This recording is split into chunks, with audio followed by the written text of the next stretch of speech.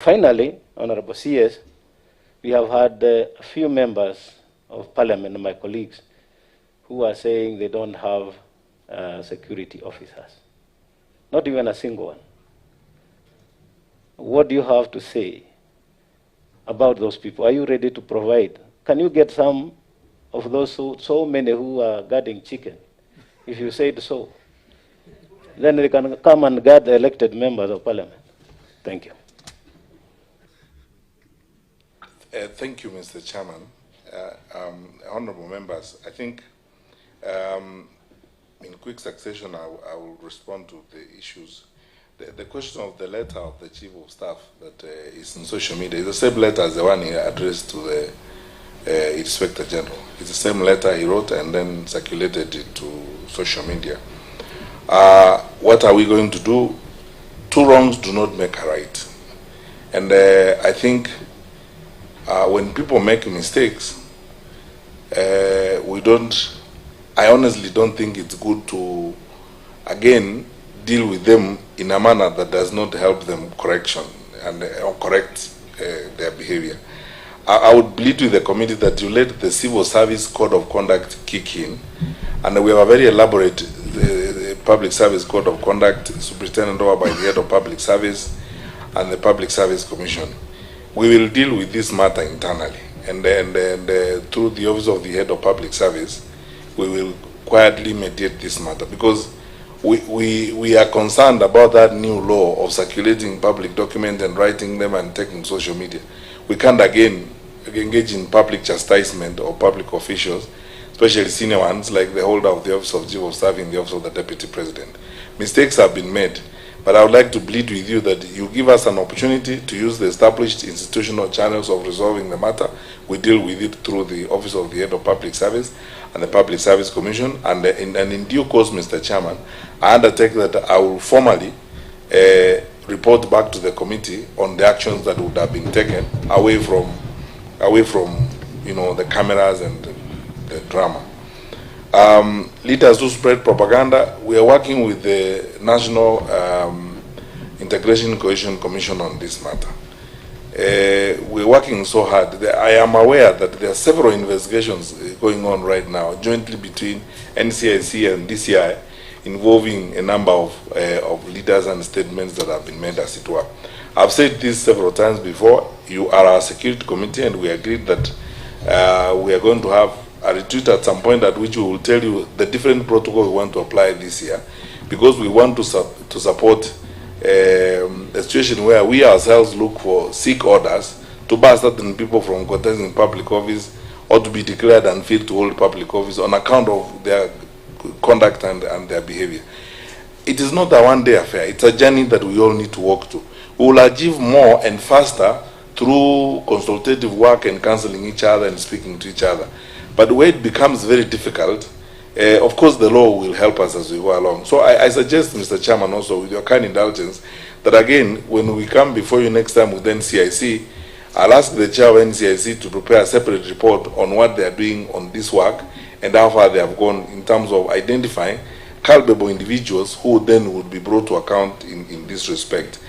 The administration police, of course, Honorable Kaluma, the AP are one of our well-trained teams across the country. I speak passionately and strongly for all police officers in Kenya. Our level of training, Mr. Chairman, there are countries in the region that are coming to us to train for them, to share experiences with them, to offer them our resources.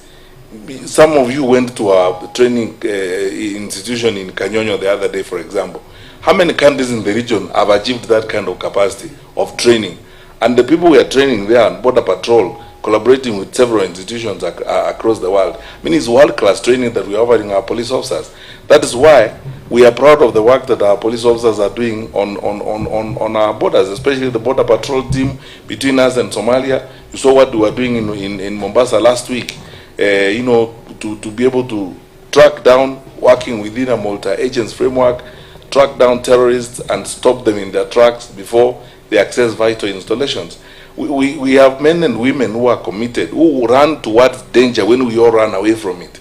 And I would hate a situation where we look like we are besmirching or talking down, one group as opposed to the other, as it were. They are all doing a fantastic job. They are wonderful people for whom we should be grateful to God and whom we should support as we do. And the AP, of course, are a fantastic lot of people, as it were. What do prison warders do? Prison warders are security people. They are trained, for all intents and purposes, they are security people. But there are leaders or individual public officials who prefer, to work with particular security people for some reasons. And they may draw them from units that are not necessarily supposed to provide security, but they draw them either to drive them or drive members of their families or do certain things for them, as it were. That is why the National Security Council made this decision in 2018 that let us delink the prison service or the prison warders from VIP protection and so on. But I know that there are one or two leaders who insist for certain reasons because of background and so on. I undertake, Mr. Chairman, that working with the Commissioner General of the Prison Service, we will try to ensure that the directive of the NSC is met and these prison warders go back to do the work for which they are trained. Finally, the members of Parliament who need support, of course we are at your disposal.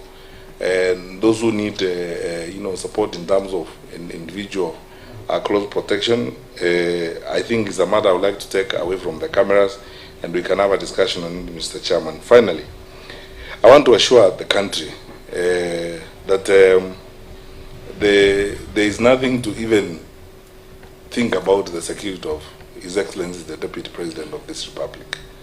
We have a very disciplined security sector. We have sufficient resources, human and otherwise. We have enough assets to protect our number 2 in command. There need not be any debate or any discussion on that for now. To the farthest extent that I know of, and I get briefed by all these wonderful people working with me, we have nothing really to worry about. And when we are formally informed and the things that we get to know through formal circles, if the things that are done in secrecy that we don't know, those I can't account for, only God and the devil can know. But the ones that are done openly and formally and within allowable structures of the law and within the spectrum of our constitutional and statutory responsibilities, I can assure everyone there is nothing really to worry about in that respect. And we will continue to discharge our obligations with the same efficiency, commitment, objectivity, and focus that we have done in the past. Thank you, Mr. Chairman. Very well. Then that brings us to the end of our formal engagement in public. And I know you alluded to the fact that you could take us in camera and share some details which you are not willing to share. I don't know how long that will take so that we can make a decision now.